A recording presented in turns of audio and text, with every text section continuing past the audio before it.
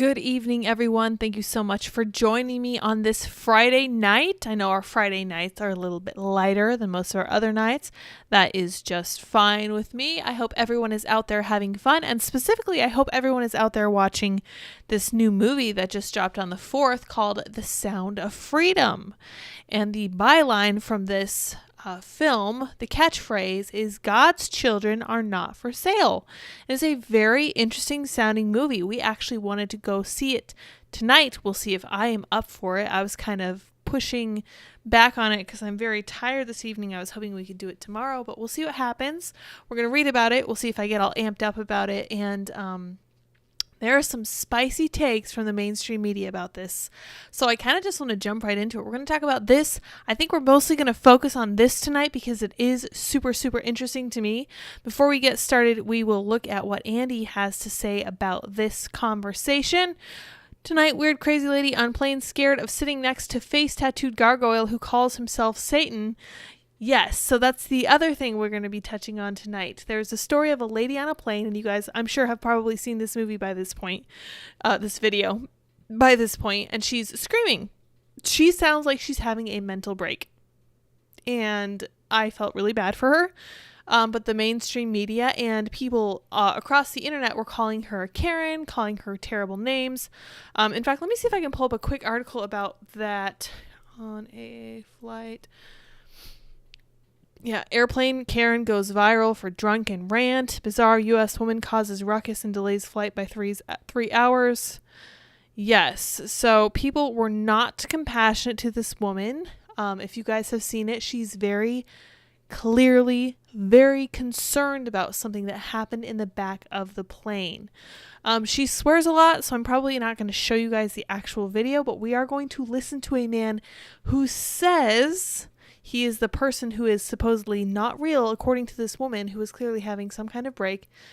Oh my gosh. Yeah. And we're going to listen to what he has to say. Now, the first comments on this video are, actually, that's not the person in question. We have footage of this other person. It's very confusing, but we're going to listen to what he has to say, and we're going to see why she might have been concerned. So let's jump in talking about The Sound of Freedom, because I was hot about this earlier, because this is a tweet from Joel Berry, whom we love, who works with the Babylon Bee. And he says, "It's official, stopping child sex trafficking is QAnon now." And he shows a screenshot, and I believe this is from The Guardian, and this is what it says. "Sound of Freedom, the QAnon adjacent thriller seducing America." Interesting. Jim Caviezel stars as a hero trying to stop child traffickers in a paranoid new movie turning into a surprise box office hit. Why was it released on Tuesday, asks Ames. I'm assuming because the title is The Sound of Freedom, and they wanted to release it on that most free of American holidays, Independence Day, the 4th of July. That's my guess. That's what I came up with. They're doing really great stuff, and I'm really happy to see what's going on. We're going to read how it's doing in theaters. We're going to see how all this bad press is playing out for the movie studio. So, yeah, I said listen very closely to what they're saying. Combating actual child sex trafficking is conspiracy BS. Fighting pedophilia, just crazy towns deserving immediate dismissal. Listen to what they're saying. And someone in the chat commented that the entirety of the mainstream media was on Epstein's, everyone's favorite island owners list. And I think that's probably true. I'm not sure exactly how many people were on or weren't on, but a lot of people in very high places, including in journalism, were definitely affiliated with everyone's favorite island donor. Now, I try not to mention his name because I've been getting demonetized more and more recently, and that's one of the things they actually chose to take a video of mine down for, was referencing that person's last name in the title. That was really fun. So we'll just focus on some of the other aspects of this sordid undertaking. Now, the other thing I just tweeted you might not have seen, Rolling Stone, and we're going to look at this article because the conclusion is exceedingly telling. Rolling Stone wrote this one: "Sound of Freedom is a superhero movie for dads with brain worms." So again, combating actual child sex trafficking is paranoid brainworm nonsense. And I said every journalist who writes articles like this should have their hard drive seized, no questions asked. And I think that's 100% true, because if you are pushing back against the ideas in this film, I think it's safe to assume that there is something that you would not like the general public to find out about your viewing habits. And I think I'm putting it sufficiently delicately. But let's read what Fox has to say about this, and then we'll look at the actual Rolling Stone article. Human trafficking film Sound of Freedom is trashed by liberal outlets as, quote, QAnon adjacent. Website Jezebel claimed, at last, QAnon's camp appeal gets the cinematic exploration it demands. I just have to say, it's so tiresome to listen to people describe something as QAnon adjacent, because in my experience, calling something QAnon is just literally the easiest way out. It's the easiest way to discount something. So if you can't call it like actual, Nazi bullshit BS, oh my gosh, it's very hard not to swear during this segment because this is infuriating. The next best thing is to just dismiss it by calling it QAnon adjacent. It doesn't even have to have actually anything to do with QAnon. It just has to do with being adjacent. So let's read. Multiple liberal outlets have trashed the new film Sound of Freedom as QAnon adjacent and fit for QAnon in recent days, descriptions that relegate the film about human trafficking to fodder for conspiracy theorists, and that's exactly what they want to do. Both UK publications, The Guardian and website Jezebel, claimed that the film starring Jim Caviezel, which was based on a true story of a U.S. Homeland Security agent rescuing 2 young children from human traffickers in South America, was attached to QAnon, a right-wing community that's been accused of buying into fringe conspiracy theories. Although the film, produced by Angel Studios and released over the July 4th holiday, never engages in such conspiracy theories while exposing the underbelly of the real underground sex slave trade, both outlets linked the film to fringe right-wing extremism in an attempt to discredit it and its box office success, and we will talk about its success in a minute. The Guardian did not pull any punches in its review of the film. Its headline reads, Sound of Freedom, the QAnon-adjacent thriller seducing America, and the piece itself began by trying to rationalize why the film wasn't as successful over the holiday as it was portrayed in the media, and then detailed its link to the conspiracy world. It stated, for a fleeting moment this past 4th of July, while the intended audience of Indy's latest outing was presumably spending time with their families and friends at barbecues, or in other social situations, an unoccupied fandom rallied by the star Jim Caviezel claimed the day with a $14.2 million gross versus Dial of Destiny's $11.7. So, that's the other thing. This actually beat Indiana Jones at the box office by a pretty wide margin, by about $3 million. The Guardian trashed the notion that this was a box office success, stating, no matter that these figures require selective, almost willfully misleading framing to allow for the David and Goliath narrative trumpeted by supporters, as the copious tweets accusing Disney of being in cahoots with a global cabal of high-power pedophiles make clear the truth does not have too much purchase around these parts. So, The Guardian is saying in no uncertain terms that there is absolutely no influence of pedophilia in the world government. So, just put a pin in that and we'll come back to it later. I'm not Luke Rutkowski. We're not going down that road right now, but I will tell you right now that there is very clear evidence of human trafficking, and these people seem fully unwilling to come to any kind of terms with it because why? And that's why I say that, like, the author of that Rolling Stone piece need to have their hard drives searched for sure. The author of the piece noted the film does not head into conspiracy theory territory, but only because the film supposedly takes care to be the most anodyne version of itself, all while giving those in the know just enough to latch onto. Okay, so this is a person who's going to talk to us now about dog whistles. Never mind that the only people who can hear dog whistles are ostensibly dogs. So if you're watching this movie and you're hearing conspiracy theories, maybe you're the conspiracy theorist. The author continued, the trafficking follows no motivation more elaborate than the servicing of rich predators, eliding all talk of body part black markets and the precious organic biochemical of adrenochrome harvested as a satanic key to eternal life. The first rule of QAnon, you don't talk about QAnon where the normals can hear you. So, this is a so-called normal finding evidence of QAnon everywhere. That's really interesting.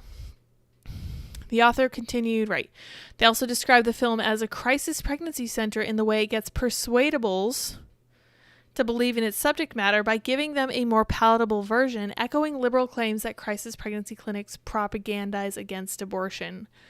I'm not going to touch that. The author wrote, "These zestier strains of scaremongering are absent in the text itself, but they lurk in the shadows around a film outwardly non-insane enough to lure in the persuadable. The disappointingly unjuicy Sound of Freedom pretends to be a real movie, like a pregnancy crisis center masquerading as a bona fide health clinic." Jezebel's piece on the film called it an anti-child trafficking fantasy fit for a QAnon, and claimed at last their camp appeal gets the cinematic exploration it demands. Granted, the article did acknowledge that the exploitation of children is a real problem that no one besides the exploiters wants. Oh, so they do acknowledge that there's actually a serious issue here. Because there is a serious issue here and no one is talking about it. I'm shocked that Jezebel even mentioned it is a problem. Everyone with any kind of outlook on the news today understands that there is a serious problem when it comes to human trafficking. We talk about it all the time. You will see the signs in truck stop bathrooms. At least if you go into women's truck stop bathrooms, you will see signs, you will see flyers, you will see the tear-off numbers. If you are being trafficked, call this number. Yeah, it's a serious issue. It happens a lot. And I don't have the numbers in front of me. We might look at that in a minute, but it's a serious problem that anyone who views the world with any degree of seriousness understands. Only the most oblivious news consumer who trusts the mainstream media for everything is going to go along with the idea that there's not actually any kind of human trafficking issue in the world at large. You cannot look around at the world and say, hey, you know what? Everything's fine. Everything's dandy. Nothing bad ever happens to anyone. It's just not true. That is completely naive. And I don't think that there are enough people who are naive enough to believe that. I don't think this is going to land with the ordinary person. I think this is going to red pill a lot of people. Let's see here. Like The Guardian, Jezebel made the QAnon link through associations outside the film, like through some of Caviezel's alleged beliefs he has espoused on media tours. The piece asked, and really, how distant can all of Caviezel's alleged beliefs, how distant can Ballard, and by extension his organization, be from QAnon when the guy who's playing him, with whom he's been promoting Sound of Freedom, has been using the press opportunity to peddle QAnon theories about adrenochrome and organ harvesting? Did they give any examples? Here we go. It provided an example, stating in an interview with Steve Bannon from earlier this month, Caviezel went on at length about the whole adrenochrome empire as driving demand for trafficking. Though Caviezel did not direct Freedom, he's treating it as a passion project, appearing in its trailer to speak directly to the camera about its importance. Like the Guardian article, Jezebel's hit accused the movie of being more palatable than right-wing conspiracy theories as a way to get normal viewers initiated with fringe subject matter. Again, the authors of these articles sound like the actual conspiracy theorists because they are hearing all of these inaudible dog whistles that no one else is hearing. What can I say? Like the Guardian, mentioning Caviezel's post-credits message about the reality of human trafficking, the piece adds, but of course this is tailored to go down easy. That's how propaganda works, and Caviezel's shameless begging at the end of the movie underlines a desperation to disseminate. This makes the mainstream media look really, really bad. Really bad. Sound of Freedom producer Eduardo Versteeghi, I don't think that's pronounced correctly, pardon me, recently spoke to Fox about The Guardian's piece, claiming it's part of a lot of distraction out there trying to get the public's attention off the film. He claimed they're trying to take this movie away from theaters. That is correct, but you know what this kind of publicity is? It's publicity, and in my experience, all publicity is good publicity at the end of the day. Good stuff. Back from vacation, says Josie. Happy to see you. Hope you enjoyed your time gone. Sorry we have bad news to share. We are looking at the mainstream media's ridiculous approach to the Sound of Freedom. Let's look at this one from the Rolling Stone. So, this is a particular headline that's designed to draw clicks, and indeed I did give it a click because I want to see what they're saying. As I often do, I actually care about what they think, and let's walk through it a little bit. Sound of Freedom is a superhero movie for dads with brainworms. Okay, we're starting with an insult. Based on a true story I heard from somewhere across the theater. Oh good, we're using a personal example. I'm just glad that the author of this article gave this company money to watch the movie.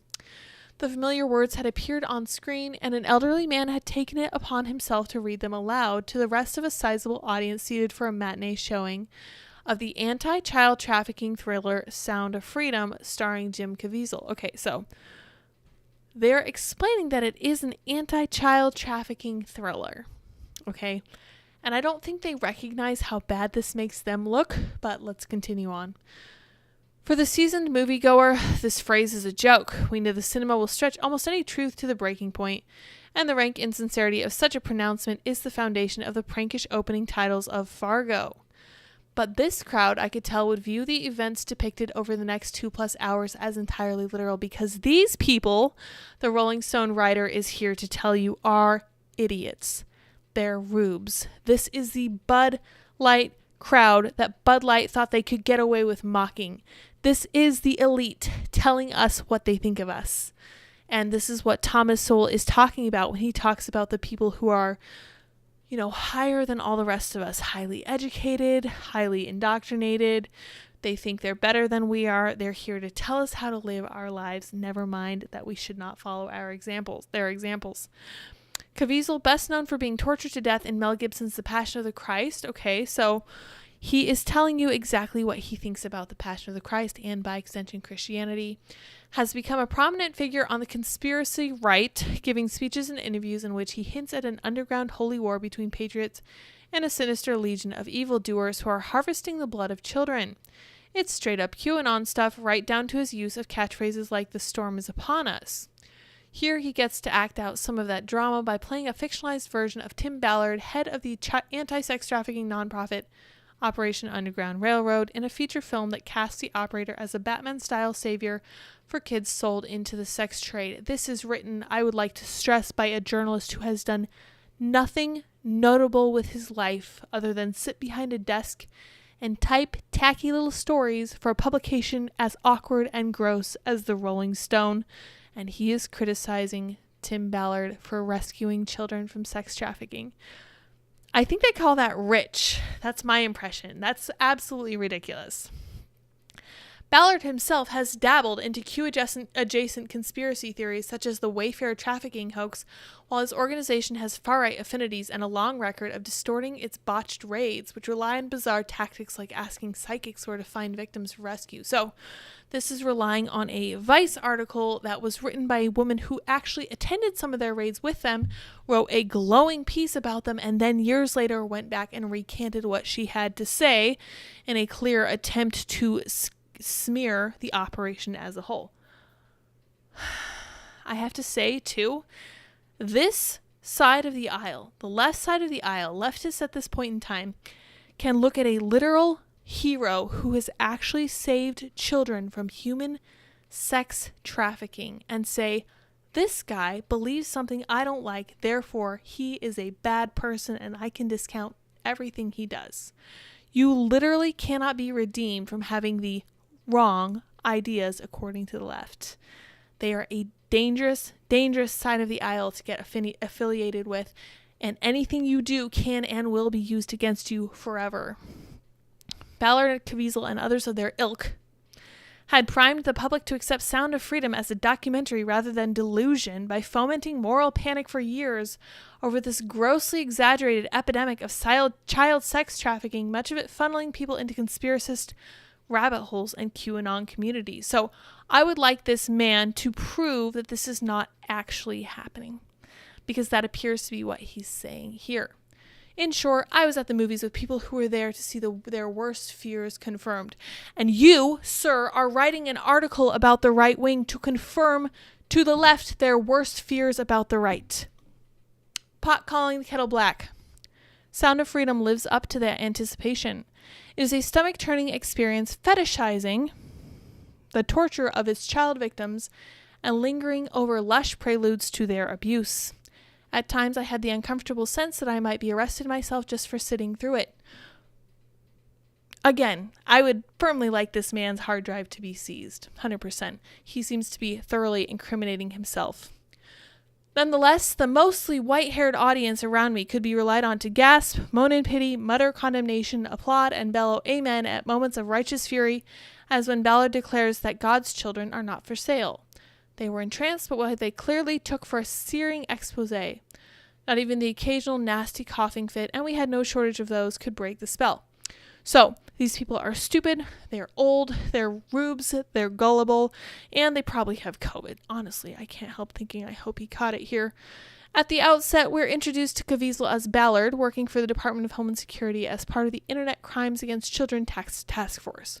Let's see if this actually exists, because if this exists, this tells us that contrary to what this journalist is trying to tell us, this is actually an issue. And the U.S. government is even trying to do something about it. Look at that! It is a thing! So, let's read a little bit about it. We are a national network of 61 coordinated task forces, so this is a very large operation, representing over 5,400 federal, state, and local law enforcement, dedicated to investigating, prosecuting, and developing effective responses to internet crimes against children. That's interesting. So there's a huge problem here. So what the Rolling Stone is telling us, you're telling me, is not entirely accurate? That's crazy. I never would have believed it. He takes down purveyors of child pornography, but is haunted by the knowledge that the actual victims are beyond his grasp. Meanwhile, a father in Honduras entrusts his young daughter and son to a woman who claims she can set them up with modeling careers only to abduct them for transport to a child trafficking ring in Colombia. When Ballard takes the initiative of arranging his first sting to nab a pedophile who has stolen a child in tow, he conveniently ends up rescuing that little boy and commits to finding his sister as well. Eventually, he will abandon the DHS altogether, a rogue crusader fed up with bureaucratic limitations, to infiltrate and bring down the Colombian operation. So, he's literally taking issue with the fact that this man decided that he didn't want to work with the government anymore. That should tell you everything you need to know about him right there. Apart from everything else, apart from its relentless messaging, the movie is hobbled by a near total absence of procedural logic. That original rescue is only possible because Ballard is standing at the exact right spot of a U.S.-Mexico border station at the very moment his target tries to cross. Lucky. Yes, okay, that's called a plot mechanic. I'm sorry. Earlier, Ballard convinces an imprisoned sexual assault material peddler.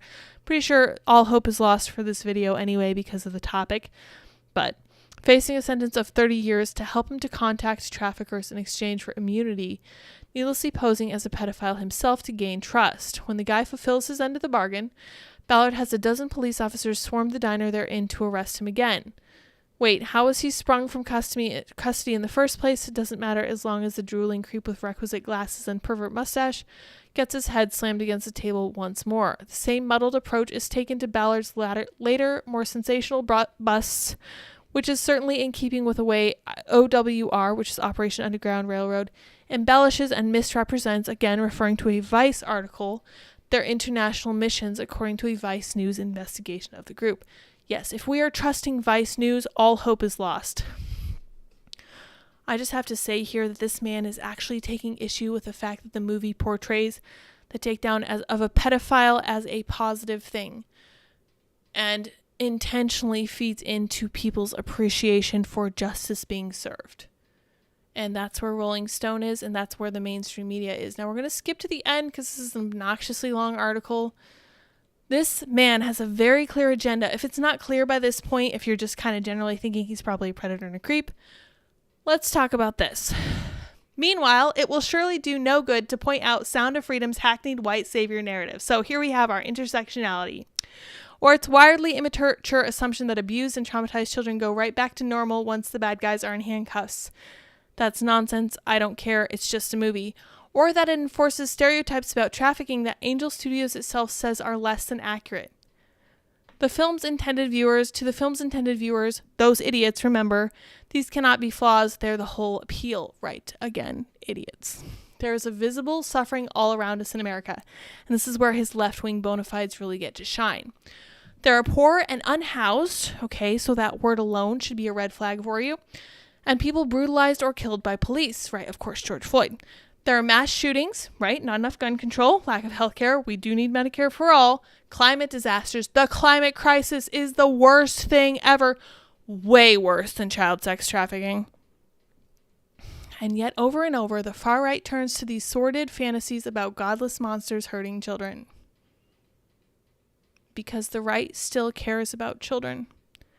The right doesn't like abortion because the right cares about children. The church gives more to charity than any other organization. The right gives more money to charity than anyone on the left ever has. Consistently. Now, as in the 1980 satanic panic, they won't even face the fact that most kids who suffer sexual abuse are harmed not by a shadowy cabal of strangers, but at the hands of family members. That is a red herring. That's not what the Sound of Freedom is talking about. The Sound of Freedom is specifically talking about human trafficking, not child sexual abuse alone. To know thousands of adults will absorb Sound of Freedom, this vigilante fever dream, and come away thinking themselves better informed on a hidden civilizational crisis, ... Well, it's profoundly depressing.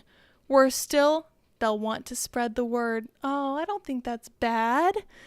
Miles, I think that's fantastic, and I'm really grateful to your article for bringing it to even more people's attention. Now, let's look at what Rotten Tomatoes thinks about The Sound of Freedom. This movie did really well, even according to critics. 99% audience score and 75% tomato meter. Let's look at what some of the critics have to say. Oh yes, here's Miles Klee of the Rolling Stone, who just wrote that ridiculous article. Nick thinks it's a drawn-out bore. Roger thinks the villainous characters are caricatures, but I didn't buy virtually any of the performances. Okay, so taking issue with the acting. Jorge says it strikes a difficult balance between entertaining and telling an important true story. Movie itself is well acted, looks expensive, moves at a rapid pace. That man is reviewing from Jezebel, which is very interesting. Alan says it's heartfelt, informative, and inspiring. Carla from Culture Mix says some of the dialogue is corny, some of the acting is clunky, but the movie's intentions are in the right places. Robert says loudly bangs the drum for its important message, worshipping its protagonist without any thoughtful characterization, doing little of note beyond moving performances as traumatized, tightly bonded siblings. So he's refusing to accept that it's doing anything positive, but he is saying that it's actually really well acted. Interesting take. From Variety, a conventional pulp way, we've glimpsed the heart of darkness. We've seen something about our world that makes the desire to take action seem more than an action movie gesture.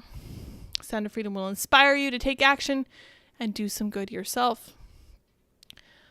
Mark says co-writer director Alejandro Monteverde's thriller works at doing exactly what it sets out to do. Disturbing, yes, but also hopeful call for something to be done. Ian of the Epic Times, powerful performances. Yeah, a lot of really good reviews. Brian says it's certainly a noble idea and a valuable reminder of humanity's capacity for extraordinary malevolence. However, there's a much better film to be made about this sensitive subject matter. That's a fair analysis if you don't think it was well done, but you think the content is important. That's fine. That's valid. Richard says Sound of Freedom is a suspenseful portrayal of realities of human trafficking. Beautifully shot, expertly crafted. I think everybody should go watch it. Sounds amazing. It is kind of criminal that they put the Rolling Stone critic right at the top, this man who is actively arguing on behalf of actual child predators. I find that to be particularly gross, but let's look at how it's done. Sound of Freedom beats Indiana Jones, an incredible box office coup. Fantastic. Delighted to hear it. I heard that Indiana Jones was just garbage. Literally old Indiana Jones being old and his feminist daughter being strong female, etc. Gross. Gross. I cannot imagine being less interested in seeing anything. Let's go down to the bottom. Ballard was in the news. Right. Okay. Ballard was in the news recently after rumors surfaced that Mel Gibson had helped him make a 4-part documentary series about child trafficking. Gibson's representatives confirmed to Newsweek that this was not the case, despite the rumors. Sound of Freedom tells the story of Tim Ballard. Right. Sound of Freedom's first day of release was Tuesday, July 4th. Famously, the first day of release is always the most profitable for a movie, as theater goers rush to see it. We'll see about this one, because I'm pretty sure they also thought that the boycott of Bud Light was just going to be a 1-day or a 1-week thing. Not the case at all. So, moving on from the Sound of Freedom and all of that gross stuff, let's talk about this one. Again, to give reference, I think that you guys, most of you have probably seen the video of the lady on the American Airlines flight losing her mind, talking about a man who's not real sitting beside her, saying she was going to exit the flight. She was very unsettled and she seemed terrified. So, Ketchup says, here is the backstory to the woman freaking out on the plane about lizard people. And it says, Reptilian in the hoodie tells his side of the stories. Let's hear what he has to say.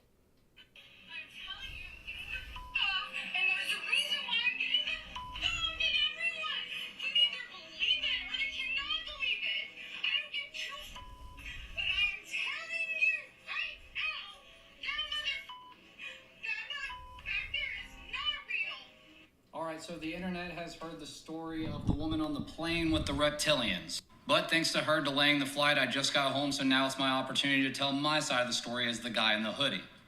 So we're attempting to fly out of Dallas, Fort Worth, and then basically this woman, she sits next to me, and she's clearly been drinking. I'm minding my own business, and sure enough, she sees my hoodie that has this Freemason logo on it. And on top of that, she noticed my ring, so she started to ask questions. Nothing dramatic, just asked me, do I know what these symbols mean? Why am I wearing it? What's the purpose? Yada, yada, yada. And long story short, I basically just say, hey, I'm a Freemason. I even briefly explained how I educate about Freemasonry here on TikTok. Next thing I know, she basically starts to grill me about low-level Freemason and that it's all Satanism and that it's ruled by reptilians and blah, blah, blah. So I simply put my hood up and I started to ignore her and basically just mind my own business. She starts getting louder and louder, and then basically she's like, you know that they worship Lucifer at the top, right? So I looked at her dead in her eyes and I said, I am Lucifer. I heard one individual laugh behind me, so I figured somebody got a kick out of it at least. She starts running up and down the aisles, freaking out, saying I'm a reptilian, and then all this other stuff, she's gonna get off the plane, yada, yada, yada. It doesn't show all the footage, it just says that she's trying to get off the plane because of, I'm not gonna say it here on TikTok, I don't wanna get banned, but then also talking about how, I'm secretly also trying to take over the world. So I looked back at the guy that was basically chuckling before, and I winked at him. So I basically whispered something under my breath saying that, Freemasons don't care to rule the world, we rule the universe.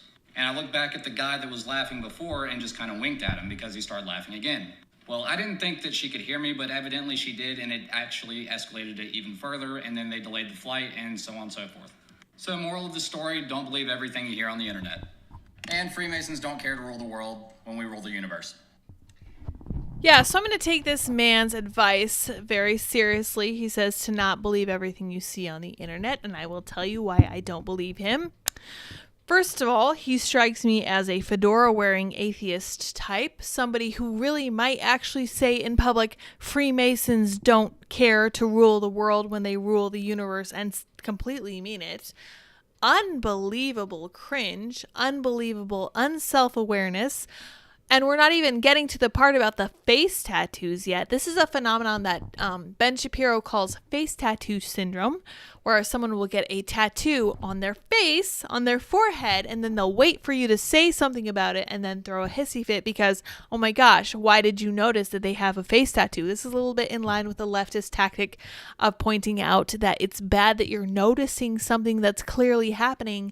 You are the bad person for realizing it.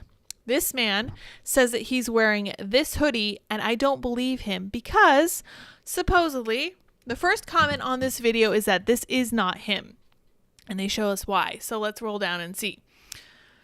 No, this was not Hoodie Guy. Hoodie Guy had no tattoos on his face and had dark eyes.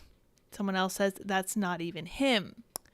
This individual is wearing a green hoodie, clearly has no tattoos on his face at all, and has dark eyes, as previously mentioned. Now, there is some controversy over when that green hoodied man is pictured from. I cannot imagine that such an arbitrary picture of a flight passenger would be floating around for no good reason. But I will say right now, if the man in question was wearing a green hoodie, he clearly wasn't wearing a black hoodie and clearly didn't have face tattoos. Now, I don't know. I also don't care. This seems like it might be a shtick to get people to pay attention to him because he is striking me very strongly as that kind of person. Literally like the fedora-wearing atheist who can't wait to tell you how dumb you are for believing in a sky daddy, some kind of flying spaghetti monster with a colander on his head talking about how that's his religion, and if you don't agree with what he says, you're deluded, you're dumb. Very much kind of the Rolling Stone energy, you're an idiot, I'm smarter than you, the benighted class, as Thomas Sowell calls them. I will say also, I have a huge bone to pick with making a jump cut after every single word you speak. I don't know if you guys know this about these videos, but yes, they are live streamed. We do absolutely no jump cuts. When I make a verbal fumble, you get to see it, and it makes me sound like an idiot sometimes, but I don't really care because it's much more like just having a conversation with you. Is he an attention HO, says Deborah. That's a great question. He seems to me to be exactly that kind of person. And the fact that he literally has a TikTok where he explains Freemasonry, no, this is just someone who wants attention, I'm convinced. But I will say that there is a growing school of thought that finds that this is an incredibly spiritual battle. And I think that most of the people who went to see Sound of Freedom would probably agree that there is something bigger than us at work here and something that needs to be pushed back against. Now, this woman may have been drunk, but more than anything, she strikes me as scared. And it doesn't seem like acting. It seems like she saw something that threw her for a loop. Maybe she was a little bit drunk. Maybe she was a little bit buzzed. Maybe she was a little bit unhinged already. You guys let me know what you think in the chat because I'm not sure what to make of it. One thing I will say is that she's not trying to be a horrible person. Now, people on the internet, of course, are calling her an airplane Karen. An American Airlines passenger was recorded going on a complete meltdown while being forced to exit the aircraft. Listen, you will have to physically start an altercation for me to risk being placed on the no-fly list, but an airplane Karen may not have considered that as she cussed and fussed her way up and down the aisle, according to the New York Post. Why do we think she's a Karen? Who is she attacking? On cue, spelled wrong, of course, because this is the quality you can expect from the root. Everyone seated on the plane craned their neck, cracked their neck to see what the heck she was talking about, and turned their head back to her after finding nothing related to her rant. That was part of what makes me think that she was a little bit unhinged. Let's see. Yeah, to me, she wasn't visibly intoxicated, but we'll see. Both of these ladies had no business behaving like oversized toddlers in the confined space of an aircraft. Though, it's all too typical to throw all the threatening and aggressive labels at a black woman who can end up facing greater consequences than her white counterpart, who is otherwise patiently scooted off the plane. This is exactly why I say that the Karen slur is a racialized slur, because it is. And you can look no further than this article from the dumb root to explain why it's racialized. And man, it's not cool. It's just one of the ways that they take down white ladies who have every right to throw a fit if they want to. You throw a fit if you want to. You will suffer the consequences. That's fine. If you think there's a racialized aspect to that, maybe you should examine why exactly people are throwing fits in the first place. Deborah says, I'm so sick of the Karen thing, said the white woman with a bob. Indeed, yes. Sarenko says, turns to look crack. I mean, I guess if you turn your neck really hard, you can crack it. I just don't appreciate the Roots writing. It's terribly done. I could have written better when I was in high school, but I don't believe this man at all. I think that he's just the next iteration of the ridiculous, cringeworthy, atheist type, know-it-all, self-centered, unself-aware incel type, and I do say incel measurably. This person feels like someone who doesn't get a lot of attention from the ladies and therefore feels like he has to make himself more interesting. And I think this is how he chooses to do it, which is whatever, you do you, boo. But I don't feel like the woman on the plane deserved the hate she got. I just found this particular video supposed explanation from this man to be just totally dishonest. But I guess we'll see. I just see this as someone who saw the opportunity to get his 15 minutes of fame and talk about Freemasonry, which is something that he was already doing before, and other such nonsense. Hero says you have to believe in a deity. I'm not sure about that. Interesting. Freemasonry, except everyone who believes in a deity accepts everyone who believes in a deity. Interesting. There was people who were saying that you couldn't be a member of the Freemasons if you were anything less than about 75 years old. I don't know if that's the case. I also don't really care. I don't really care about Freemasonry. I don't think they play any particular role in our lives. That is not exactly a rabbit hole that I really have any great interest in going down. I personally think that there are enough actual conspiracies out there to warrant our attention, for example, such as is contained within the Sound of Freedom. So I'm going to go and check that out probably sometime today or tomorrow. We'll see what happens. Anyway, you guys, I think I'm going to wrap it here because we have more of the shortness of breath that has been preceded by a baby pushing up on lungs. It's been really fun. I've been dealing with that ever since the first trimester, which really kind of surprised me, but there's a lot of expansion going on in there. There's a lot of construction work and things are being squished and squeezed and poked and prodded. It's not super fun. I don't look that pregnant, but I feel like, oh my gosh, so short of breath constantly. It makes moving and doing stuff really hard, and I feel like I complain constantly, but man, I cannot wait for it to be over. Deborah says, so appreciate you guys, Lids and Andy. Much love and prayer for both of you. Thank you so much for your super chat. I really do appreciate that. I'm sorry to see that our most frequent super chatter is not in the chat today. Stuart, I hope you are not sick. I hope you're enjoying your Friday. I hope you guys all go out and see the Sound of Freedom, because I think that what they're doing over there is really important. I do not think that you have brainworms if you go see it. I think that you're actually paying attention to a serious issue we have in our country. Psycho Clown says, Night Lids and Andy, have a great weekend. You guys as well. I will see you all on Monday. Until next time, bye guys.